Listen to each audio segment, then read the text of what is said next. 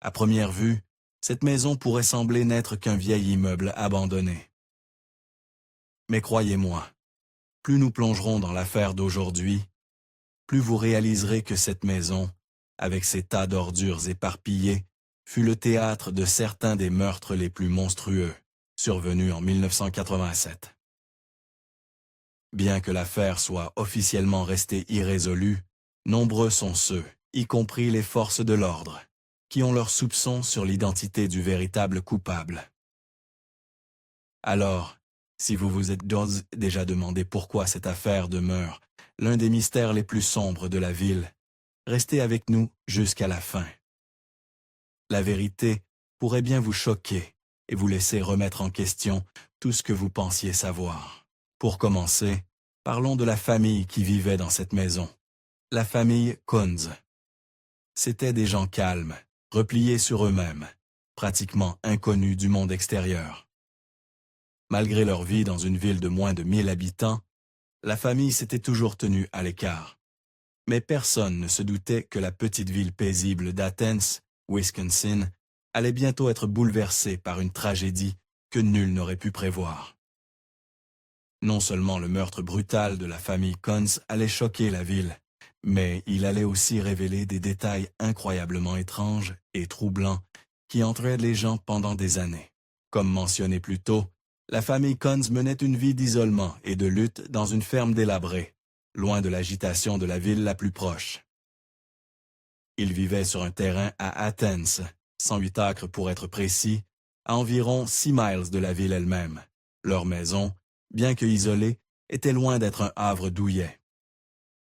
Elle tombait en ruine, tout comme leur vie. La famille était composée de plusieurs membres. Helen, âgée de 70 ans, Clarence, 76 ans, Irène, 81 ans, Marie, 72 ans, Randy, 30 ans, et Kenneth, 55 ans. Helen, Clarence, Irène et Marie étaient frères et sœurs, tandis que Randy et Kenneth étaient les enfants d'Helen. Cette famille n'avait que peu de contact avec le monde extérieur. Ils restaient entre eux, gardant leur monde petit et soudé. En fait, Kenneth était le seul à s'aventurer hors du cercle familial. Il travaillait à l'usine de fromage Kraft Inc. comme pasteuriseur de lait, un emploi qu'il occupait depuis 35 ans. Il était le seul à avoir des contacts réguliers avec des gens extérieurs à la maison. Tous les autres restaient pratiquement isolés, sans amis ni connaissances. Malgré leur mode de vie reclus, il y avait une certaine normalité dans leur quotidien, jusqu'à ce jour fatidique. Le matin du 5 juillet 1987, Kenneth rentra chez lui après son travail, s'attendant à la matinée calme habituelle avec sa famille. Mais ce qu'il trouva allait le laisser, lui et toute la ville d'Athens, sous le choc. En entrant dans la maison, Kenneth découvrit toute sa famille morte, brutalement assassinée chez elle. Sa tante Marie gisait sans vie dans l'embrasure de la porte d'entrée, comme si elle avait tenté de s'échapper, mais n'y était pas parvenue. Randy, son cousin, fut retrouvé sur le sol de la cuisine, son corps portant des marques évidentes d'une lutte violente. Irène, une autre tante, était affaissée sur une chaise, immobile. Et Clarence, le patriarche âgé de la famille, fut trouvé dans son lit, comme s'il avait été surpris dans son sommeil. Les meurtriers n'avaient ne montré aucune pitié. Chacun d'eux avait été abattu d'une balle dans la tête, à la manière d'une exécution, avec une arme de calibre 22, 8 douilles usagées et plusieurs balles tirées jonchaient la mémoire de la maison, confirmant l'efficacité brutale des tueurs. Mais autre chose frappa les enquêteurs comme étrange. Près du jardin sur la propriété, ils trouvèrent des empreintes de pneus qui n'appartenaient à aucun véhicule connu de la famille. Et peut-être la découverte la plus glaçante de toutes fut l'absence d'Helen, la mère de Kenneth. Elle était introuvable. Avait-elle été enlevée? Ou y avait-il quelque chose de plus sinistre en jeu? Lorsque les autorités arrivèrent et commencèrent leur enquête, elles ne purent ni s'empêcher de remarquer les conditions de vie loin d'être idéales de la famille Kunz. La maison qui avait connu de meilleurs jours, avait désespérément besoin de réparation. Il n'y avait pas d'eau courante, et la famille manquait de nombreux conforts modernes, que la plupart des gens tenaient le pour acquis. Les seuls objets de divertissement qu'ils possédaient étaient une télévision et un magnétoscope. Leur principal moyen de chauffage et de cuisine provenait d'un poêle à bois, qui était au centre de leur vie quotidienne. Mais ce qui frappa encore plus les enquêteurs, c'était l'état de la maison. Elle était sale, avec des ordures éparpillées dans tous les coins, ressemblant étrangement à la maison d'un accumulateur compulsif. Mais cela ne s'arrêtait pas là. En poursuivant leurs fouilles, les enquêteurs tombèrent sur quelque chose d'encore plus bizarre. Un nombre impressionnant de vidéos et magazines pour adultes éparpillés dans toute la maison. Cela semblait déplacé, surtout dans une maison aussi désorganisée. Mais ce qui attira le plus l'attention des autorités n'était pas l'état de la maison, c'était l'argent qu'ils trouvèrent. En évidence, environ 20 000 $ en liquide traînaient dans la maison, apparemment abandonnée. La question sur toutes les lèvres était claire. Qui étaient vraiment les Kunz? Et pourquoi tant d'argent était-il simplement laissé à l'abandon? Plus les enquêteurs creusaient, plus ils découvraient le passé troublé de la famille Kunz. Leur histoire semblait marquée par la violence et la tragédie. Tout commença avec leurs parents, Anna et Ignatz, en 1905. À cette époque, ils vivaient avec la mère d'Ignatz, Mary. Un jour, Anna rentra chez elle pour faire une découverte horrifique. Son frère, Wendell, avait brutalement assassiné leur mère à coups de matraque dans son lit.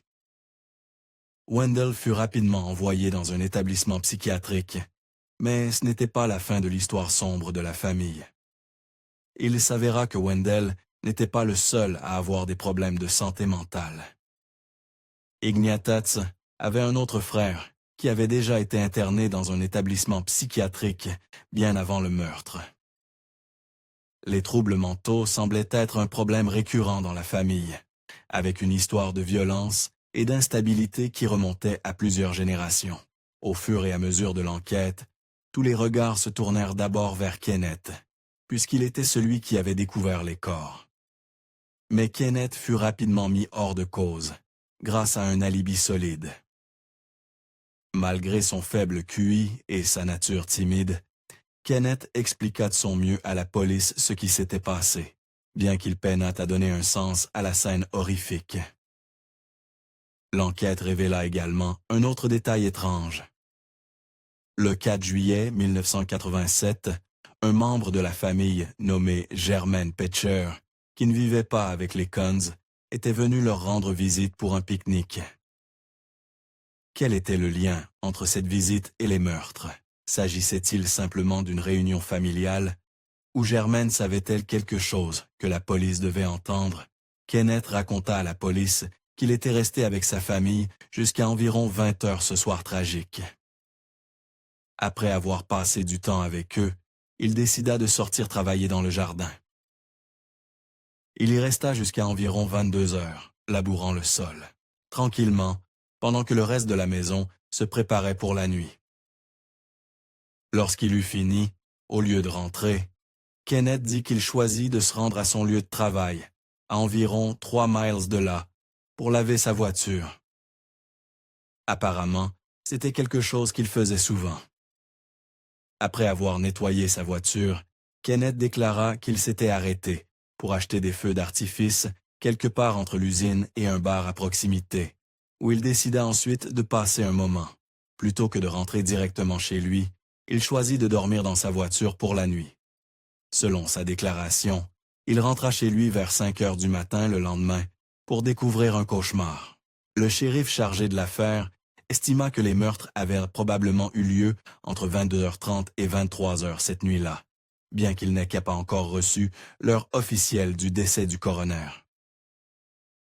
Un détail étrange était que la voiture de Randy avait été retrouvée garée près du jardin, un endroit inhabituel, selon Kenneth, car Randy ne s'y garait jamais. Les enquêteurs notèrent également que les mystérieuses empreintes de pneus trouvées près du jardin ne correspondaient pas du tout à la voiture de Kenneth. Avec peu d'indices à suivre, et la maison offrant plus de confusion que de réponses, la police se concentra sur le mystère le plus évident. Helen, le membre de la famille, portée disparue. À ce stade, personne ne savait si elle avait été enlevée, s'était échappée ou était d'une manière ou d'une autre impliquée. Kenneth insista sur le fait que sa mère ne partirait jamais seule. Elle n'aimait pas aller en ville seule, et en fait, c'était toujours Randy qui la conduisait lorsqu'elle avait besoin de quelque chose. Il attendait dans la voiture pendant qu'elle faisait ses courses. Germaine, la sœur d'Helen, déclara aux autorités qu'Helen n'avait pas agi différemment le jour du pique-nique. Elle n'était ni nerveuse ni suspecte. Si Helen avait planifié quelque chose, Germaine pensait qu'elle aurait montré au moins un soupçon d'anxiété. Mais il n'y avait rien.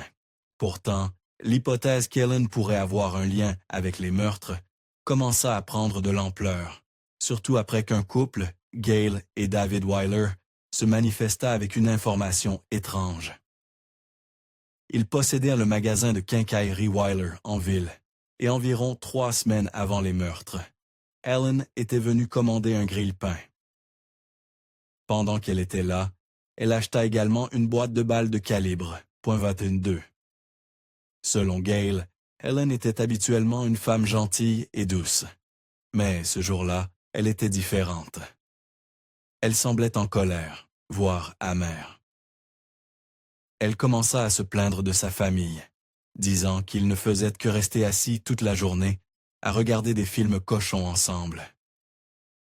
Gail se souvenait qu'Helen serrait les dents en parlant, son ton rempli de frustration. Helen affirma qu'elle achetait les balles pour Randy, apparemment pour s'occuper de quelques merles qui les dérangeaient sur la propriété.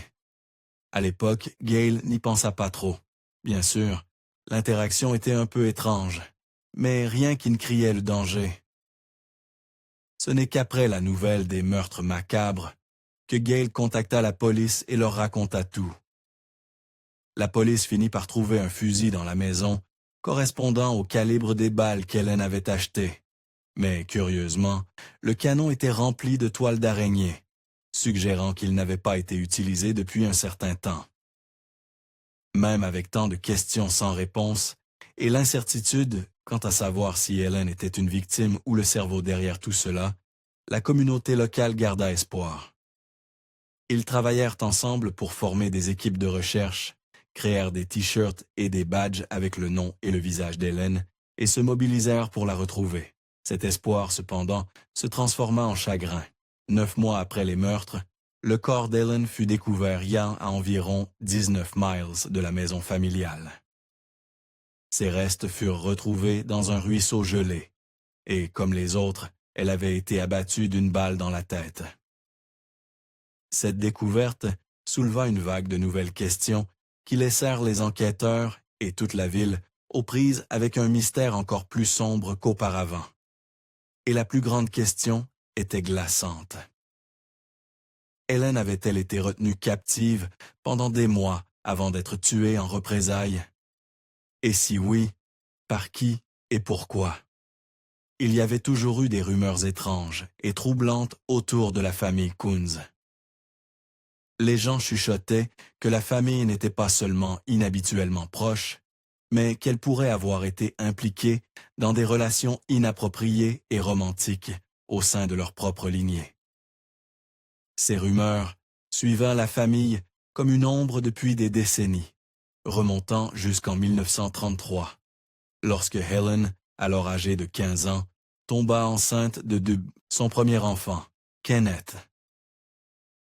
Helen avait affirmé à l'époque qu'elle avait été agressée par un fermier voisin nommé Frank Gums. Frank fut finalement condamné et envoyé en prison, mais tout le monde ne la crut pas. Les murmures en ville racontaient une autre histoire, une qui pointait du doigt non pas un étranger, mais le propre frère d'Helen, Clarence. Le lien entre Helen et Clarence était inhabituellement fort, et beaucoup pensaient même que Clarence était en réalité le père biologique de Kenneth. Cette suspicion ne se limitait pas au ragot de la ville. Kenneth lui-même admit qu'on lui avait dit plus d'une fois que Clarence était son vrai père. Les questions ne s'arrêtaient pas là. Kenneth dit également qu'il soupçonnait que Clarence pourrait être le père de Randy aussi, puisque le certificat de naissance de Randy ne mentionnait aucun père. Mais en fin de compte, Kenneth confessa qu'il ne savait vraiment pas qui était le père de lui ou de son frère, et cette incertitude ne faisait qu'alimenter davantage les théories déjà bizarres et troublantes. Comme si cela n'était pas assez troublant, il fut également rapporté qu'Ellen et Randy, son fils, partageaient un lit dans la même chambre. Pendant ce temps, Clarence, Irène et Marie dormaient dans le salon. L'idée qu'Ellen dormait si près de son fils adulte, tandis que le reste de la famille était séparé, souleva encore plus de soupçons et fit croître les murmures en ville. Beaucoup avaient depuis longtemps rejeté les affirmations initiales d'Ellen concernant une agression. Les enquêteurs se demandaient si son meurtre éventuel pourrait être le résultat d'années de mépris, d'isolement et de rage accumulée. Peut-être même une punition finale de la part de quelqu'un qui la voyait comme la cause de la honte et du scandale. Mais mettez-vous à la place des enquêteurs de l'époque. Si vous étiez l'un des policiers travaillant sur cette affaire bizarre et troublante, croiriez-vous vraiment qu'Ellen, une femme sans casier judiciaire et avec un passé tragique, aurait pu orchestrer le meurtre de sang-froid de toute sa famille? J'aimerais sincèrement savoir ce que vous en pensez. Mais les théories ne s'arrêtaient pas aux dynamiques de compliquées de la famille. Une autre piste possible émergea, celle des drogues. À l'époque, la région luttait contre un sérieux problème de drogue, et Randy devint bientôt suspect. Au cours des enquêtes ultérieures, un témoin se manifesta et admit avoir acheté de la drogue à Randy. Cette révélation ouvrit la porte à une autre possibilité terrifiante, que le massacre entier pourrait être le résultat d'un trafic de drogue qui aurait mal tourné. Le corps de Randy montrait des signes d'agression physique, suggérant que ce qui lui était arrivé pourrait avoir impliqué une lutte. Malgré le mode de vie reclus de la famille Kunz, la police parvint à identifier quelqu'un en dehors de la famille qui avait interagi avec eux par le passé, un fermier de 21 ans nommé Chris Jacobs III. Sa seule connexion connue avec la famille Kunz était qu'il avait acheté une voiture d'eux. Au milieu, Jacobs avait une réputation en ville d'être un fauteur de troubles et un voleur. Puisque les membres survivants de la famille avaient été écartés comme suspects, et que Jacobs était l'une des rares personnes à avoir eu un contact avec eux, la police commença à se concentrer sur lui. Même si la seule preuve physique reliant Chris à la scène était une empreinte de pneu correspondant à sa voiture, les enquêteurs continuèrent d'avancer. Il n'y avait pas de preuves médico-légales valables, pas d'empreinte digitale, pas d'ADN, pas de témoins le plaçant sur les lieux au moment des meurtres. Et pourtant, malgré le manque de preuves solides, les autorités l'inculpèrent de 5 chefs d'accusation de meurtre. Son procès commença le 28 octobre 1989. Mais malgré les accusations choquantes, l'affaire commença rapidement à s'effondrer. Il n'y avait tout simplement pas assez de preuves pour le condamner. L'ensemble de l'affaire reposait sur des détails circonstanciels. Et sans rien de concret reliant Jacobs à la scène du crime, il fut acquitté de tous les 5 chefs d'accusation. Pendant un temps, il sembla que c'était la fin de l'histoire. Une autre affaire, non résolue, glissant dans le silence. Mais 4 ans plus tard, quelque chose d'inattendu se produisit. Juste avant l'expiration du délai de prescription, Jacobs fut à nouveau inculpé, cette fois non pour meurtre, mais pour l'enlèvement et la séquestration d'Ellen. Jacobs se défendit vigoureusement, arguant que ces nouvelles accusations violaient ses protections constitutionnelles contre la double incrimination, qui empêche une personne d'être jugée 2 fois pour le même crime.